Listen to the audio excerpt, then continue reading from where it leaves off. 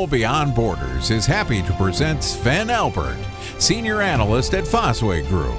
His career in the HR industry spans 2 decades, and with his wealth of data and analysis, Sven helps corporate clients accelerate their decision-making across all aspects of next-gen cloud HCM and talent management. Please welcome Sven Elbert to speak on his views on the new love for HR's unloved siblings, why global payroll is critical to HR transformation. Hello, my name is Sven Elbert. I'm a senior analyst here at Fosway Group, Europe's #1 HR analyst firm.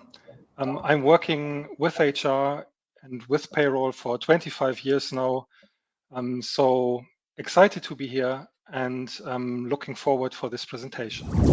Hello, welcome everybody to my presentation on the realities of HR post-pandemic and how those have shown new love for HR's unloved siblings. And we will also be talking about why global payroll is critical to achieving full HR transformation today. So in those 20 minutes, basically, you will learn from our research. Fosway Group is Europe's #1 HR industry analyst. We were founded in 1996, and we are focusing on corporate research on next generation HR, talent, and learning, and provide analyst and advisory services to more than 3,000 corporates in Europe and internationally. And we run usually a large survey annually, which we are doing for quite a number of years, which will be part of, the first section of our of this presentation, where we look at, the situation after the pandemic, how it's probably still the elephant in the room, and we will be looking at how the pandemic has affected HR, has affected payroll, how work is changing, and how HR and payroll are transforming. And then in the second and third part of the presentation, I will be looking at global payroll and why it's key to achieving full payroll transformation, but also even full HR transformation and how to get there. So HR's unloved siblings. In our study last year, we found that HR operations has seen a significant uptake. And in this year's survey, you can see here on the slide our infographic, which you can also find on our website, some of the highlights and from some of the findings. So the survey has 300 to 600 participants. We're running it since 2015 annually. This year we had about 350. And we really look at how HR has been impacted by the pandemic, how HR strategy has changed in response to the pandemic, and how it has affected flexible and hybrid working, and the implications on investment into the HR function in 2022, and also which systems are a priority for disruption during the next 12 to 18 months. And with a particular focus on payroll, obviously. Definitely COVID has, brought significant challenges to payroll. In the past, HR operations in general, including payroll, has been a consistent target for cost reduction, for automation, for outsourcing. So a lot of the mantra in HR was to never mess with the running system, and whenever it was running, just keep it going. But as you can see also in 2019 in our survey 2 years ago, and also in the years before, payroll was never a very high priority for disruption. It wasn't very high up that scale. However, the pandemic changed this. As obviously during lockdown, getting a paycheck on time was no longer taken for granted. So any solutions and all the people's managing pay, time and attendance, absence, managing shift, and any digital HR service delivery were really critical to keeping the lights on in companies. So in 2019, there was probably for the first time since we were running this survey across the past years, an intention to change the payroll system. So 50% said they were intending to change payroll within 2 years. The pandemic, obviously, some might have started, but the pandemic then obviously put a stop for many, because then obviously you didn't want to switch system during the pandemic necessarily. Now, as we are slowly moving out of the pandemic in several countries, we are starting to see that this is picking up. Certainly, many of the vendors have really innovated these areas, which probably previously also they hadn't done. So many of their customers have actually adopted those new features and functionalities and brought that into their business and digitized further. But others are still a little bit slower, but other organizations are still a bit slower and really have not made the switch because of the pandemic. So when we look at the survey here, particularly in Europe, the HR tech investment is on the rise. And as you can see, 55% or even more of the organizations expect to increase their investments in HR tech. But also at the same time, they are investing in HR skills. And also for the first time since 2015, they are also looking to invest more in overall HR headcount. So this is, I think, a significant difference. 80% of corporations have said that HR has taken a more assertive seat at the table in leading their organizations through the pandemic. A lot of requests more for analytics and reporting have come through. This whole notion about employee engagement, making sure that people felt well working from home, and under those circumstances in lockdown was quite a significant topic where HR expertise was really needed. So where's the investment really going? Normally, it goes to areas where there's a problem, where there's issues. And so there's a bit of good news and a bit of bad news in our survey for payroll. Because the good news, obviously, is that payroll did deliver during the pandemic. Payroll experience is good for workers. As you can see here, by quite a margin, payroll gets excellent and good reviews from the worker perspective, and also from the executive perspective. Even more of the organizations think that their executives and their board are satisfied with their payroll systems and providers. So payroll has delivered during the pandemic, but obviously, when it comes to investment, this has whatever works. You kind of can keep it going. So despite all the monthly changes to legislation, despite all the delivering during the pandemic, some of the investment is going to go to other areas.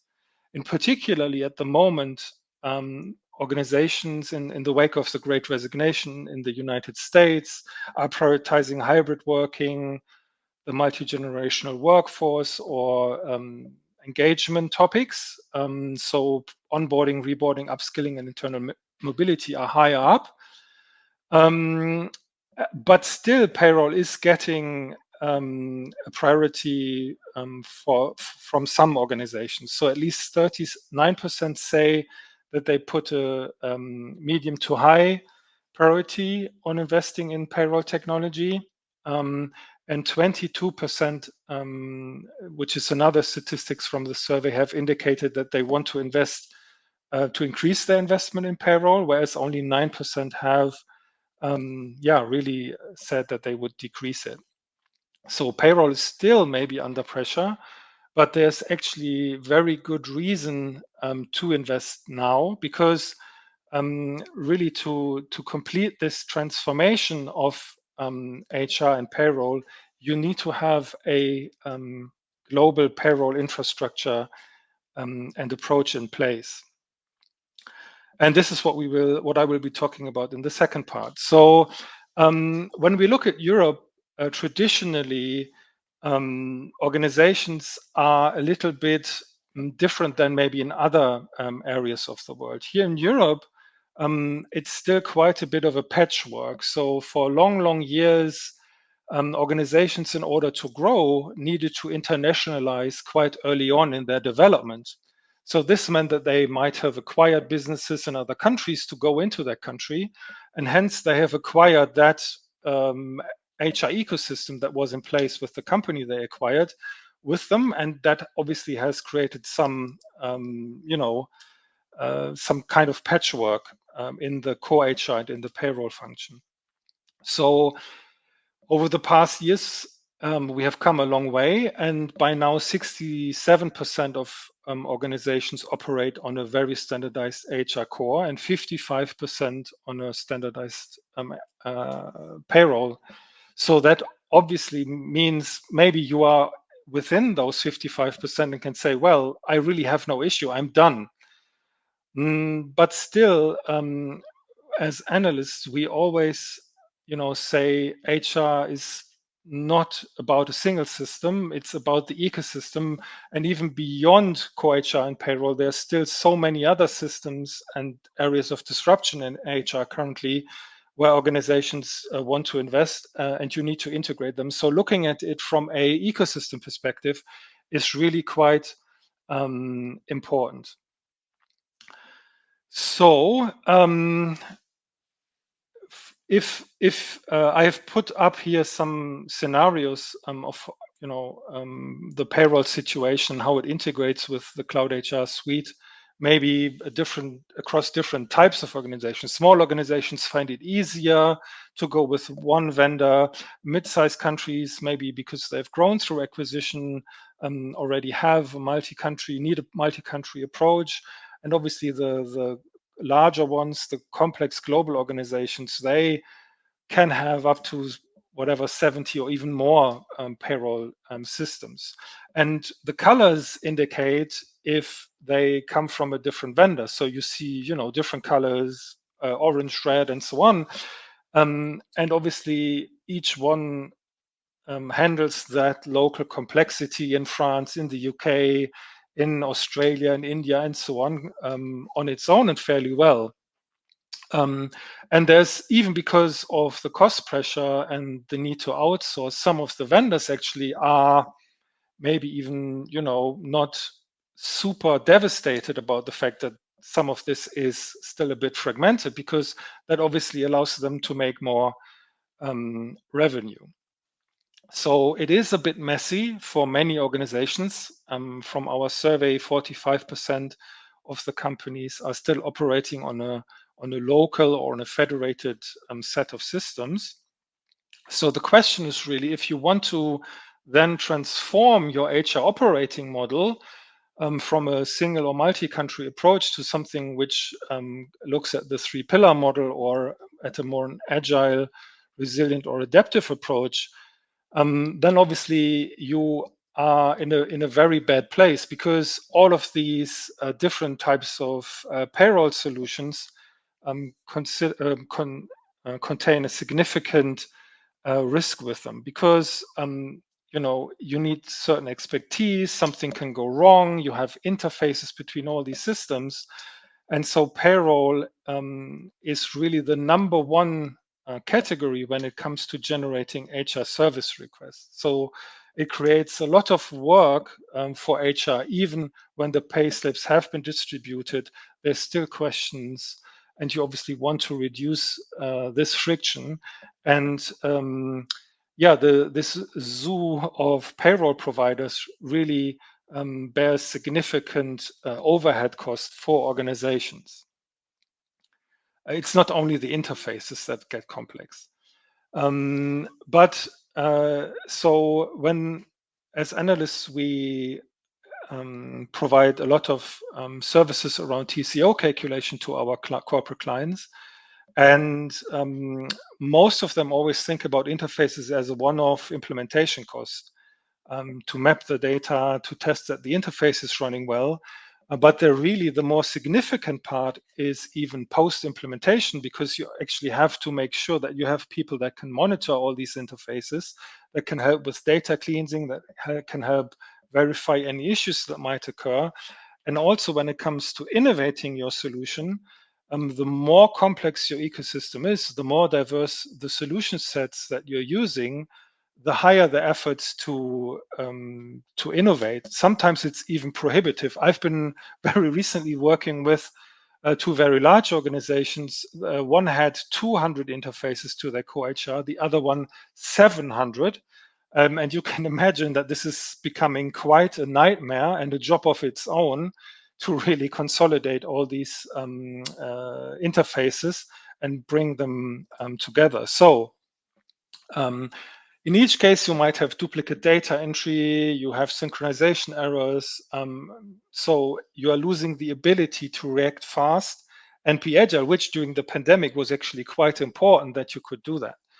So, what is a good strategy maybe to move away from this and to come to a situation with less cost involved that generates less work, which makes it easier to bundle the competence and the skill in one function instead of distributing it across so many different countries. And obviously, one approach that one strategy that several and many organizations are starting to follow is to consolidate the long tail countries. So the long tail countries are those, with a small organization in maybe just a sales operating unit that you have in a smaller country. You might only have 10 or 50 employees there. So the business case for this transition to consolidate payroll to one vendor or to one system even comes from reducing these integration costs, these maintenance costs, these support costs. And by reducing these interfaces, I mean 400 or 700 or whatever it was, 200 or 700 interfaces is such a significant number. But even if you have 10 or 20, going to only maybe one or two or three is a significant step to achieve, because it helps you to innovate faster, it reduces errors. It also allows you to track compliance more easily on a global basis, make sure that also, most importantly, that all your employees, even in those smaller countries, experience quite a similar and quite advanced employee experience and are not seen as a third class employee, really. So this really pushes employee engagement and advocacy in those countries and makes your organization a more attractive employer. And if you're a consumer brand, then obviously that has an impact on obviously consumer behavior there as well. So coming back to the original question of the presentation, do you really need to consolidate to a global payroll system as or infrastructure, as the title of the presentation implies? According to the pure teaching, yes, because this allows you to leverage additional synergies you otherwise wouldn't have. But this is probably still obviously an ongoing debate in many organizations. But without this intermediate step of consolidating the long tail, this is much, much tougher to achieve overall. Quite likely, you will need definitely to build additional HR and payroll skills to have oversight and to be able to manage those countries and those local policies and be compliant on that level. And I think this conference, Payroll Beyond Borders, is really a great place to learn about these different approaches in different countries and build out those skills.